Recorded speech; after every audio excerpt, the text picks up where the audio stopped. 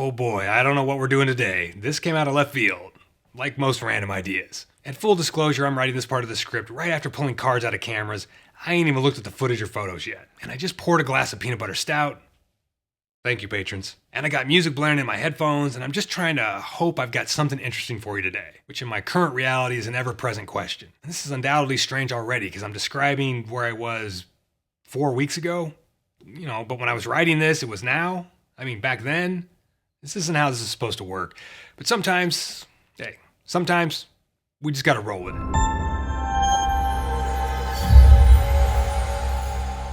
Greetings, good humans, and welcome to Tabletop Alchemy, where sometimes the schedule just gets weird and your host just does something on a whim. And we thank our patrons for blindly supporting those whims. So today was supposed to be a skirmish game related topic. And just so you know, I kinda sorta had a plan. I wanted to do a here's how I photograph my mini sort of thing.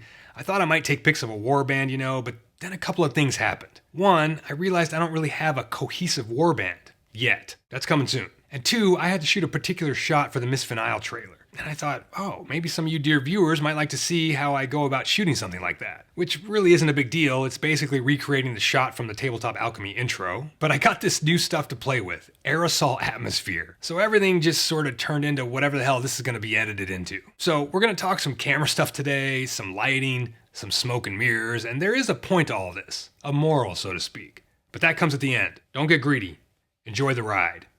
Because, the ride is all we got. Oh, and also, I guess, welcome to my apartment / makeshift studio. Imagine I've offered you a beer and a place to sit somewhere, maybe under the hobby desk over there. All right, so I'm setting up a manual slider on which we're going to put a Sony a7 III with a Tamron 1:1 scale 90mm macro lens. Oh, here's a Rowan Witchbane cameo for you. All right, now I'm putting down some light stands and a C-stand. Now I've got this little Amaran 60D. We're going to use that for the backlight.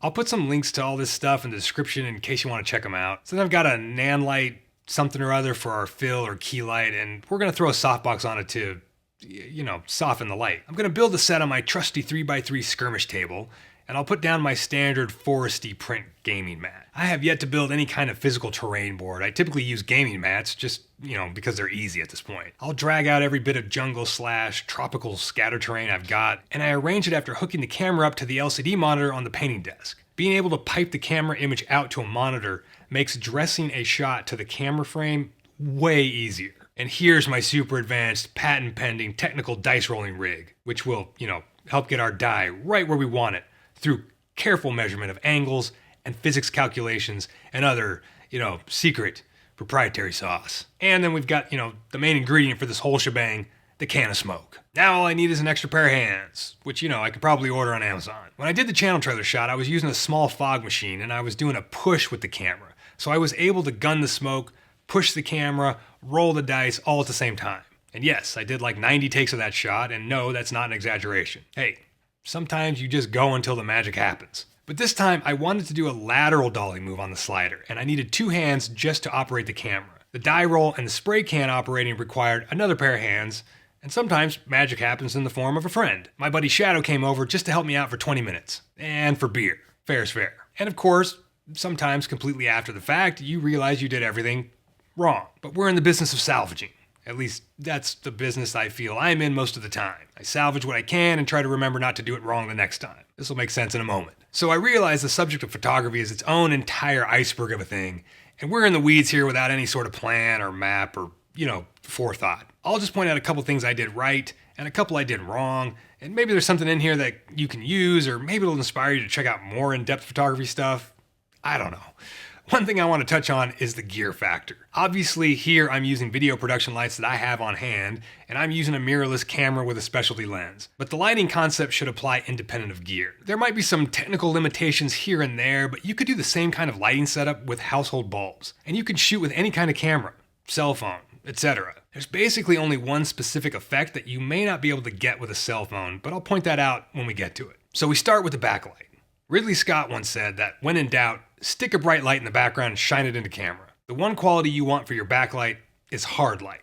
So in most cases, you don't want to put diffusion on the backlight or use a soft light for the backlight. But see, even that's not necessarily true. You may very well want a softer light for the backlight. It all depends on what you're going for. What I'm going for here is a hard edge that will kind of represent sunlight and will make the silhouettes of everything hit by the backlight pop and become more defined from the background. But really, its main purpose here is to backlight the smoke. You'll soon see, as the smoke boils up into the foreground, that our fill light just starts bouncing off the smoke and obscuring everything behind it. Smoke and rain are two cinematic elements that are almost always shot with backlight. Now, we need the fill light to expose everything we can't see on this side of the backlight.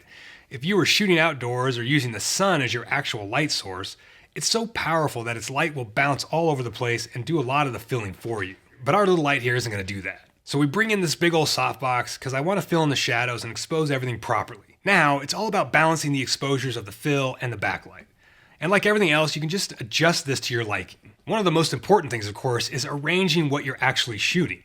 Since I'm moving the camera for the shot, I want some foreground elements that just peek into the frame because they will move in parallax with the background, giving us this sense of layers within the frame.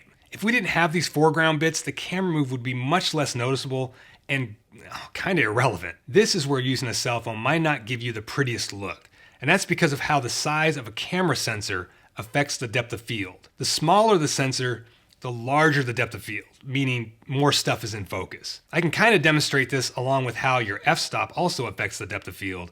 So here in this single shot, if you pay attention to the skull rock in the background, you can see that at a stop of f9, the skull rock is much sharper than at an f2.8. Now, getting into what an f-stop is, an aperture, and all that stuff, I mean, if you're curious about that, we could do another video where I kind of go in depth in photography stuff, but again, I think you can find all that stuff out, elsewhere on YouTube. But I should have taken a shot with a cell phone to show you that too, but with a cell phone, almost everything in this frame would be in focus. Now, sometimes that's a bonus when shooting miniatures. With full frame sensors, it can be a real struggle to get the depth of field large enough to even keep a single miniature in focus, such as here in the slider shot.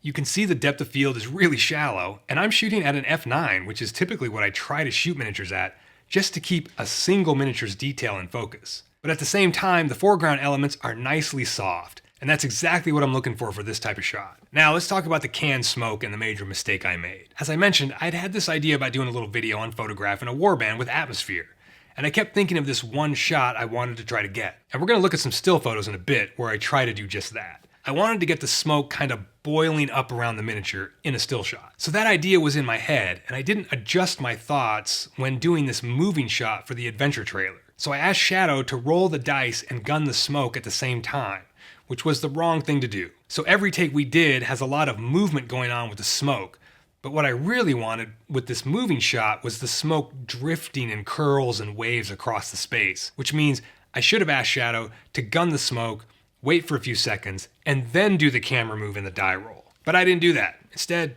I've got 27 takes like this. Now, there's definitely a few shots that'll work, and actually one or two that we kind of did what I wanted to do accidentally. But I did an hour or so of kicking myself after the fact, as you do, or at least as I do. I mean, could I rebuild the set, put the lights back up, ask Shadow to come back for another beer? Sure. Did I do that? No. That's why Ridley Scott is working on huge studio pictures, and I'm working in an apartment. If the shot was 100% garbage, I would have redone it. But it's just okay enough for me to be lazy about it. And as for this can of smoke, it's kind of expensive, even though it is convenient. But you can do the same kind of thing with a cheap fog machine from the Halloween store, which is, again, what I used for the channel trailer shot. Another thing you'll notice is that the smoke rises and turns into haze pretty quick, which is typical of most water-based fog machines, disco foggers, what have you. But this aerosol can stuff dissipates way quicker than the fog from a fog machine. If you want that cool low-line fog effect where fog sits on the ground like a heavy mist or something, that requires a temperature shift. So you can get that effect with dry ice and water, or using an expensive fog machine that chills the smoke as it vapes out. Those are kind of used in like stage productions and stuff. But all that said, having a little can to wave around and spray smoke out of it, just kind of fun to mess with. Now we gotta wait for the smoke to clear. So like I said, we did a bunch of takes just looking for a combination of good camera move, good dice roll, and good smoke to hit all at once. I even kind of like this random shot of Shadow's hand picking up the die. I should have done an actual shot specifically to capture that type of action. But that's part of post-production. Noticing all the stuff you coulda, woulda, shoulda done. Now after we'd wrapped this shot and Shadow took off, I still wanted to mess around with the Aerosol Atmosphere and do some still photographs. So I grabbed my award-winning Trollkin Shaman and posted him up in the scene and adjusted the background terrain elements and tried to figure out how to actually capture some photos on my own. Also, Jingle Jangle. In case you don't believe me, it's an award-winning miniature. Jingle Jangle. So this camera has a timer setting like most cameras, but what was really handy is that it has a secondary timer function where it'll snap 3, 5, or 10 frames when it triggers instead of 1. So I used this setting at the beginning, but it became pretty clear pretty quick that me watching the little timer light flash and knowing when to hit the smoke was tricky at best. Eventually I figured out that I had to put the camera in high-speed shooting mode, which means it would just literally take pictures as long as I held the shutter button down and hit the smoke at the same time. That meant I had to sort of stretch one arm out to the camera and my other arm was stretched out to the other side with the can of smoke. And of course, I should have had some video of me doing that, but for some late night reason, I just didn't have the second camera rolling. I need an AI assistant that doesn't suck to help me out with remembering the too many things I need to remember. So I got a ton of shots with the smoke. I played with different shutter speeds, and at first I was at like 1/4 of a second, but that blurs the smoke too much and makes it kind of really featureless and just more like an ambient haze. I wanted to sort of freeze some of the shape of the smoke. So to do that, I ramped the shutter speed up to 1/640th of a second to try to freeze the movement a little bit more. That meant I had to compensate exposure-wise by pumping the ISO, which is basically gain, just digitally making the image brighter. That's a very rudimentary summary of ISO, but the higher the ISO, the more noise you introduce into the image, typically. But hey, we're just having fun at this point. We're just messing around, so we're not gonna worry about it. We're just doing tests. Anyway, when I was shooting these frames here, I was gunning the smoke at a downward angle from up high, and at the time I didn't think I liked it. But seeing this column of smoke here in Lightroom now, it's kind of interesting. It's just kind of cool because it's weird.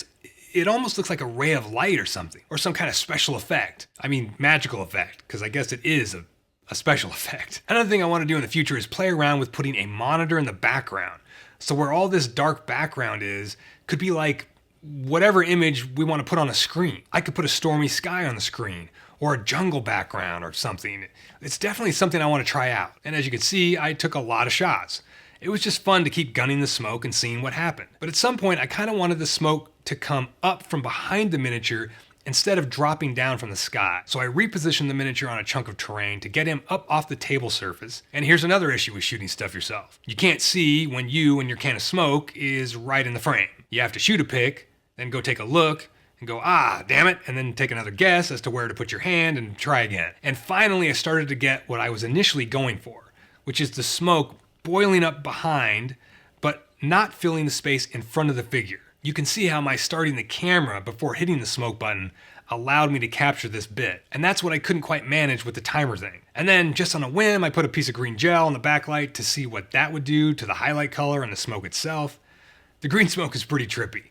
But this shot right here, right before the smoke swallows the mini, the green is too much, but it is kind of cool. Like you can see the green backlight on the figure and it kind of ties the mini into the scene more. But yeah, once you have all these random shots that you have no idea if they're working or not, you get to go through them in some kind of photo app. And I'll just be looking at the different smoke shapes and textures and how the smoke looks when it wraps around the figure. And the cool thing is just how the organic nature of the whole process creates different results in every frame. And of course, photos can be color corrected and all kinds of things. Like here, I just crushed the background to make the mini pop a bit more, but then that kind of gets rid of the smoke effect. There's literally an infinite number of tweaks and changes you can do while treating a photograph. But yeah, I like this pic and I like this one. I think there's definitely a handful of interesting shots out of the 177 still images I captured. So the moral of this video is, sometimes you just gotta have fun and trip down the rabbit hole a little bit.